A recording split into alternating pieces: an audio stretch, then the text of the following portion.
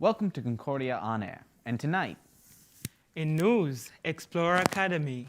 And in sports, for the second time, Concordia had a snow football senior day celebration. And on arts and entertainment, it's a great day to be a Britney and Swiftie fan. all that and more on Concordia On Air.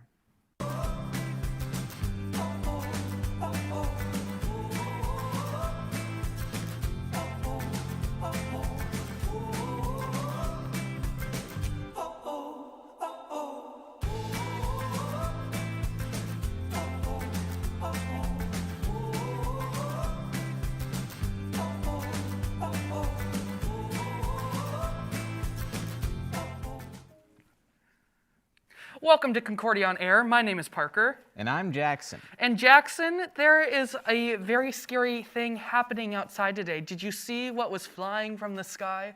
Witches. Well- and Santa Claus. And Santa Claus. Well, actually, super close. There's actually something else that is flying down from the sky today. Snowmen? Well, I mean, it is a substance that snowmen are made of. Snow. Snow. Yes, we finally got there, folks. Yes, it is snowing today on Concordia's campus. We did get quite a bit of snow last weekend, which I personally love. Are you a snow lover, a snow hater, neutral? What are your feelings? It has to be a lot of snow for me to actually love it, because if Fair.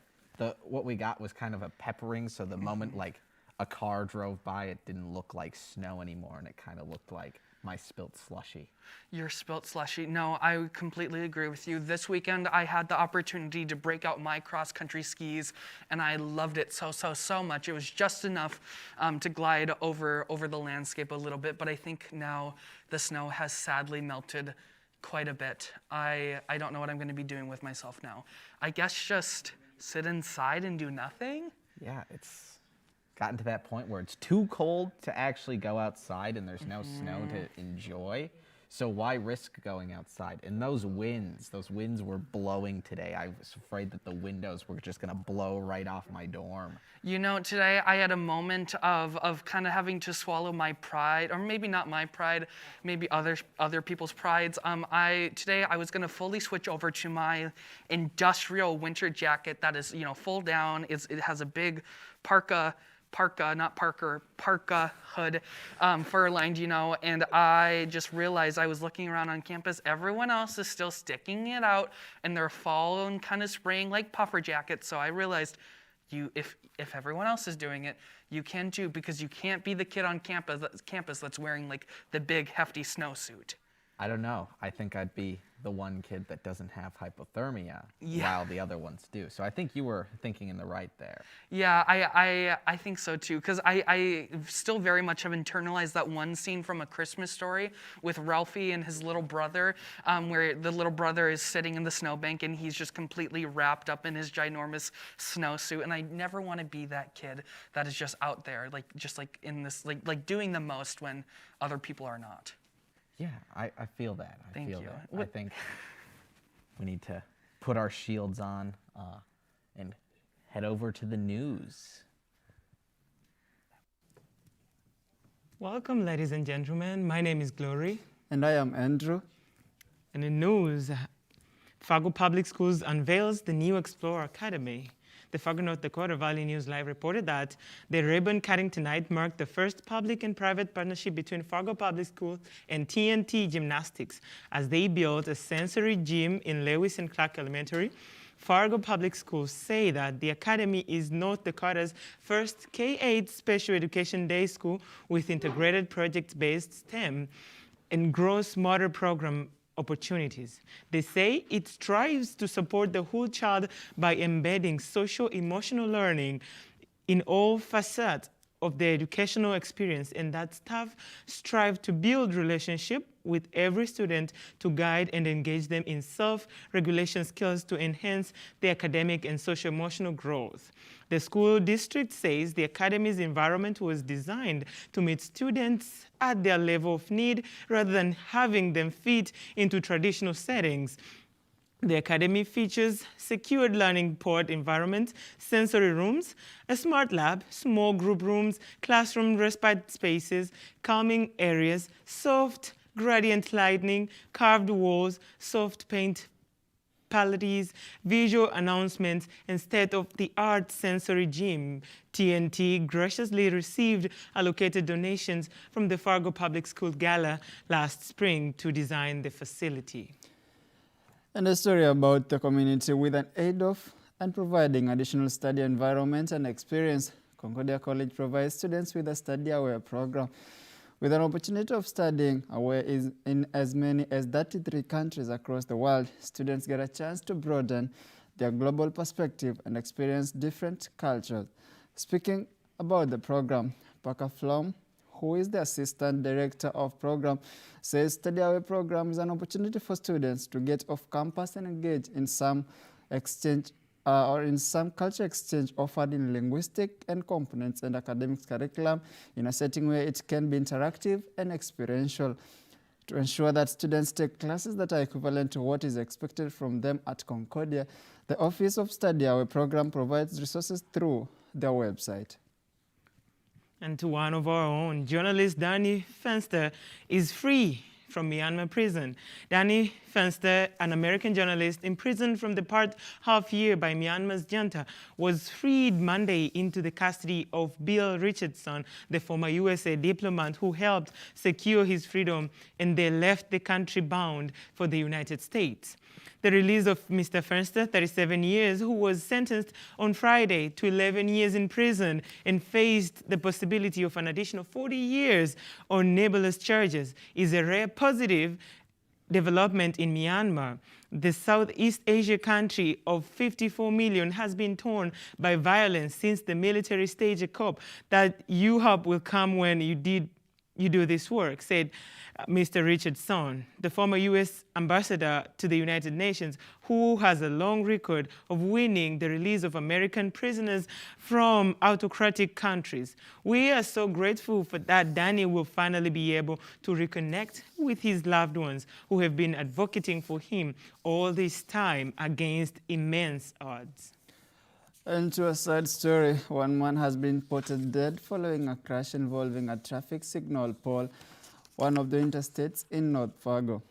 The North Dakota Highway Police Patrol says it happened at the I-29 and 19th Avenue North interchange on Tuesday at 10 p.m. According to the report, the 41-year-old driver exited off the interstate and crashed into the pole. The driver died after he was taken to the hospital, and a 14-year-old passenger in his car was injured following the crash. Further report says that the driver had not worn his safety belt, and that may have highly influenced his demise. However, the 14-year-old passenger is said to be in a stable condition. Now, all the way to Sudan. Doctors in Sudan say 2 people have been shot dead as security forces tried to break up a series of protests against the recent military takeover. Tear gas was fired at one group of people in the capital Khartoum. Activities across Sudan called for people to take to the street to mark that day when a civilian was supposed to take over the leadership of the governing sovereign council. Despite measures by the security forces to stop them, men, women, and children took to the street of Khartoum. At several rallies, people waved Sudanese flag and denounced the military. Their cause has plenty of international support. U.S. Secretary of State Anthony Blinken said the much-needed financial help will be resumed if the military backed down. Those in charge of the Sudanese security forces have repeatedly turned to violence to get their way. For now, the brave protesters are not giving up. That's why Sudan is so tense. Will Ross, the African editor for BBC World, reported that. And to a good story about the ties, the U.S. Trade Representative Catherine Tai and Japan's Trade and Industry Minister agreed on Wednesday to work to resolve a dispute of American tariffs and steel on aluminum as part of a framework for cooperation in wider areas. In a story edited by Associated Press correspondent, a partnership announced earlier this week also will include working in a quote-unquote Japan-U.S. common global agenda for a trade and cooperation in our Indo-Pacific region. Japan's Ministry of Economy, Trade and Industry said the U.S. envoys have been visiting the region in a first obvious by the President Joe Biden's administration to soothe frictions left over from Donald Trump's day in the office. And I quote, in affirming the U.S. commitment to the Indo-Pacific, President Biden has stressed that his vision seeks a region that is open, connected, prosperous, resilient, and secure, Tai said. Thank you so much, and that's the end of our bulletin tonight. As being the International Education Week, we host an exclusive interview with the International Organization President. Thank you, Andy and Glory. That is right. This week on Concordia on Air, we are celebrating International Education Week, and we are doing so with a member of the International Student Organization. Can you please tell us a little bit about yourself? Hi, my name is Bliss Tungnung, and I'm from India. I'm majoring in psychology and minoring in communication studies, and I'm also a scholar of International Women Leaders Scholarship from the ELCA. Okay, awesome. Thank you so much, Bliss. Would you please tell us a little bit more about your involvement in the International Student Organization? Yes, so I have been a member of the International Organization since 2019, and I was the event planner till 2021 and currently the president. So, yeah. Okay, awesome. And tell us, what is International Education Week all about? So the International Education is basically like a week of exploration where students in Concordia can explore about the world countries, and also like there are different sessions for students who are interested in exploring study abroad, and also if they are interested in world languages and cultures, and students who have traveled outside the United States and who come from outside the United States can share their international experience through art gallery and interacting with the world map. Okay, that all sounds like so much fun. I know we have a very exciting event happening on campus this week in Knutson Campus Center just this Saturday, starting at 6:30. The International Student Organization and other members of campus is going to be hosting a meal. Is that correct? Yes, actually we are serving, this year we are serving Egyptian food, and there will be option for vegetarian as well. So, and everybody is invited, especially faculties and non-international students, to come and explore our culture, because we will be showcasing, international students will be showcasing their cultures and their traditional dances, their traditional songs from their home countries.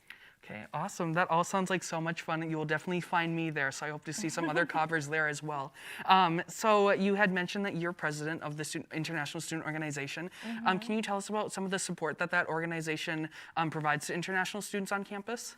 Yes, so our purpose is to welcome international students and showcase their culture and integrate them into the Concordia's family.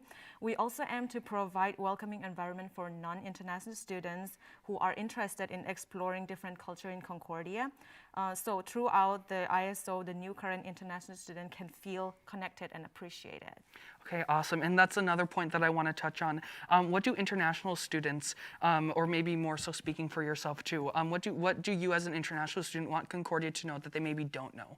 Yes, so a lot of people think that the International Student Organization is part of the international community, but we are independent organization. We are not connected, but we can collaborate with them. So a lot of people don't know what we're doing. What we do is that a lot of international students, when they come here, they feel disconnected from home. They feel sometimes they are alone. So we organize events such as welcoming parties at the beginning of the academic year, and we also organize a lot of events such as Thanksgiving dinner, winter break dinner, so that they are not feeling left out. Okay, Yes. that is a wonderful mission and so needed, like so well needed, because I would imagine the feeling of isolation, especially during periods where other students are off campus. The International Student Organization, so obviously it's under the umbrella of Concordia College, but is it more independently student-led then? Yes, we have our own board members, and we are self-governed. Yeah. Oh my goodness, that sounds like a ton of work that you have to put on every year just to make sure that students feel supported, whereas it might feel like that responsibility could fall on the hands of other people. So I want to thank you for that work that you do with other international student counterparts. Yes, and I also like to show my deep appreciation to my board members whom I have worked before and whom I currently work with for giving their all to make this organization a safe community for everyone. Okay, how can other students on campus help support this organization? Come to our events, explore, and then interact with us so that you can know more about us, and also like spreading the news that, you know.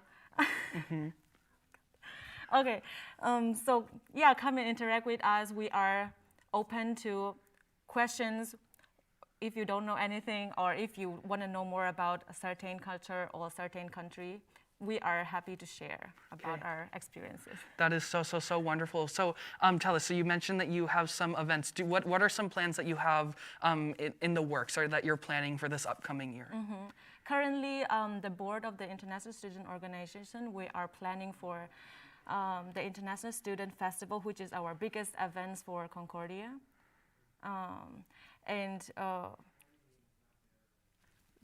No, we're still good to go. Okay, so we are currently planning for the International Student Festival, which is happening in this Saturday at 6:30 p.m. in the Centrum. Please come and join us. Or if you want to know more about the International Student Organization, you can find us in our Instagram at court-ISO. Okay, so exciting. Okay, and the final question that I want to ask you, Bliss, what are some challenges that international students face when coming to Concordia? So it is a cultural shock because the culture is completely different, the time and everything. So we help them feel they are not alone, and yeah. Yeah, well, no, that is truly so wonderful, and I appreciate the work that you do in helping other international students adjust to like a very odd climate. So, sometimes I always like ask myself, why did I come to a school in the middle of nowhere? Sometimes it seemingly feels like, and it's so cold. So it's amazing that other students like do want to come to campus and experience what Concordia College is all about. So thank you so much for the work that you do, Bliss. That is truly amazing, and I better see you all there at 6:30 this Saturday in the Centrum. We're gonna eat some really amazing Egyptian food. Is that correct? Yes. Okay, awesome. Well, thank you for your time today, Bliss. And now on to sports with Andy and Glory. Welcome to our sports tonight. For the second straight time, Concordia had a snow football senior day celebration. In 2019, Cobas hosted St. Olaf during a snowstorm. On Saturday, Concordia battled the snow and Gavastas in the field, the game of the year. The Cobas could never find an offensive rhythm, had 5-3 and out in the first half and lost 39-7 in the battle between divisional second-place team. In a game played in a snow-covered field, Concordia's recent mix of pass and run was slowed, and the Cobas were outgassed for 97 against 208. And Senior Munir Isahak received official word that he will be taking his Can't Hold Me Down tour to the NCAA National Championship meet at the EPA Tom Sawyer State Park in Louisville. Isahak was extended one of the at-large individual bids for the North Regional. He placed in the top 7 of individuals who weren't on teams who received bids to the national meet. Isahak became the first Concordia athlete to qualify the NCAA national meet since 2011, when Tom Saderquist competed and finished in 39th place. And the Minnesota State University Moorhead men's basketball team set a single-game record for the points scored in a 136-65 out of Crown College in non-conference basketball Tuesday at Namesake Fieldhouse in Moorhead, Minnesota. MSCM is now at 3-3 on the year. The Dragons' 136 points were now a single-game and school record, breaking the previous mark of 126 set against Crossroads College on December 20, 2015. And now into a package about the Concordia pool. The 2020 to 2021 school year saw many limitations in on-campus activities due to COVID-19, but with new vaccination requirements on campus, many limitations are being lifted, including in the Concordia swimming pool. This year, not as many changes. We don't have an entire screening process like we had to have last year. Still asking for social distancing and masking when not in the pool if social distancing isn't possible. Other than that, pool's open and ready to use. Pool's open for Concordia faculty, students, staff, and alumni, along with immediate family members. You just have to sign in when you come and follow the regular pool rules required of you here. Other than that, no other additional rules. It seems that with the pool closure during COVID, that it actually got a little bit busier because it was a place where people could, when they're in the pool, aren't needing to mask, able to do physical exercise. And so we've actually had a little bit of an uptick of pool use, but it still is kind of a hidden gem on campus, so there could always be more pool use. But lap swimming isn't the only thing that the Concordia pool has to offer. We have all sorts of really fun things to do in the pool activity-wise. You can come in, we have a basketball hoop, we have diving boards, we have the sauna, we have different community events that we're trying to work on, such as the Halloween Bash, Christmas events, various other activities that are just in the works and working to get approval right now so we can get more public and campus involvement in the pool. Usually, in terms of rules and regulations, it's pretty standard. We have your basic no running, no diving headfirst in the shallow end, lots of safety kind of protocols, but otherwise we keep them pretty simple. We have a pretty easy way of coming up with guards. Many students are already guards from other places, or just looking for good jobs on campus. Working here is great. Usually you will have to take the Red Cross lifeguarding course and or some kind of other equivalent done by another organization. With all of the fun opportunities the pool provides, it's clear that students and faculty are happy that it's available to more people this year. This is Kira and Ben with Cord on Air. My name is Parker. And I'm Jackson. And boy, do we have some hot news coming at you today. News bulletin, everyone. Brittany is finally free of her conservatorship. This has been a story that we've mentioned very briefly before on air, but it is just so exciting that she has finally full capabilities and full say over what is going on in her life, and I think that is a wonderful achievement that we should all wish for everyone, just to have freedom over their daily living. Exactly. Yeah, this is a great thing, a huge win for Britney Spears and those Spears fans out there, because now she's free to do whatever she wants. She's not under anybody's control now.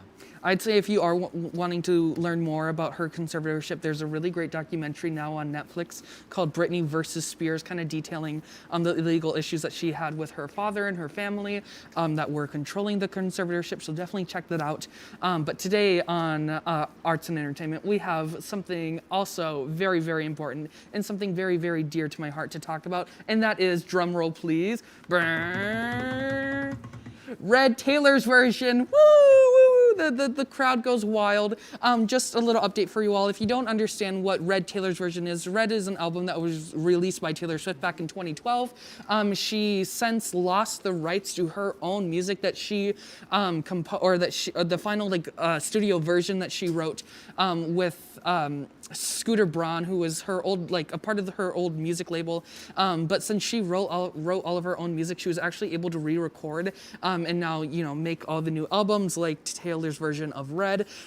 Jackson, you are just looking for someone to accidentally key your car at some point this week. Can you explain to us why you have a hashtag Team Jake Gyllenhaal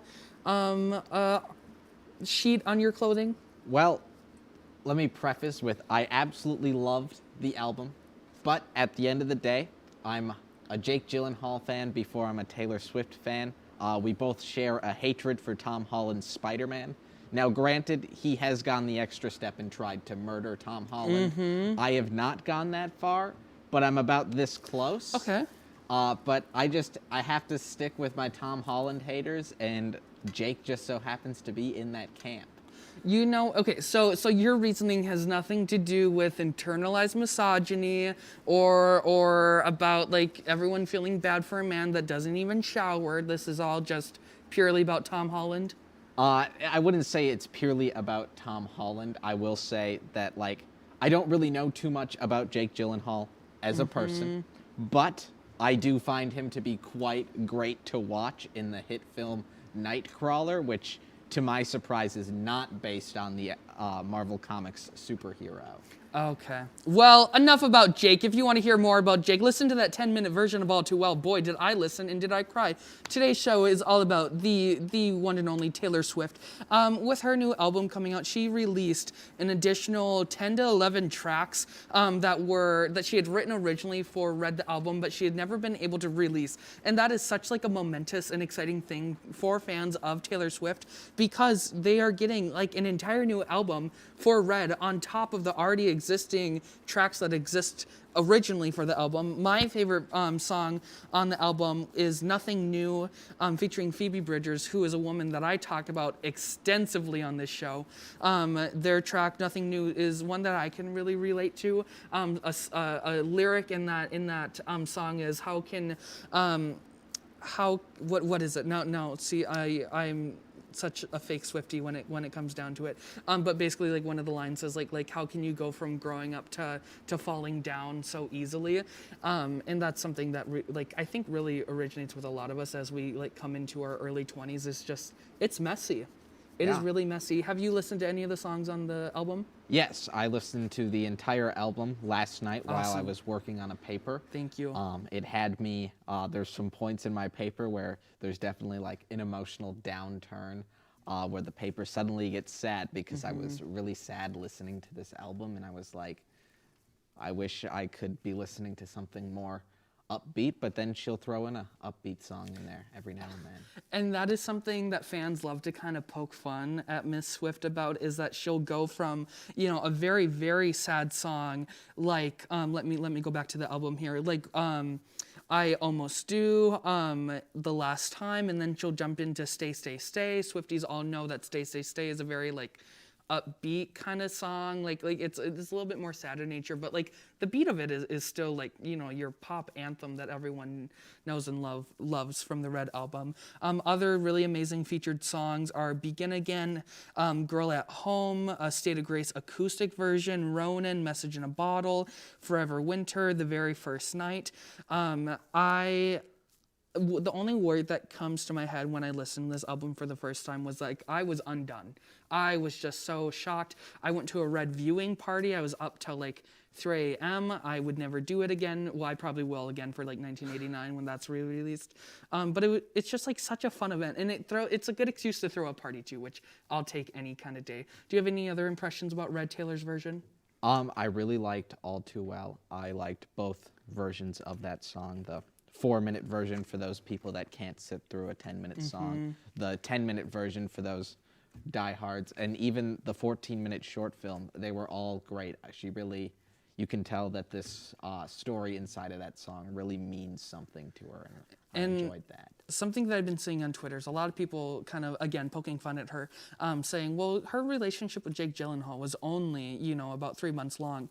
But from what we see from the short film and what we learned more since from Anne Hathaway and Blake Lively, was that relationship, while short in time period, lasting about a summer, it was definitely an emotional one and an intense one.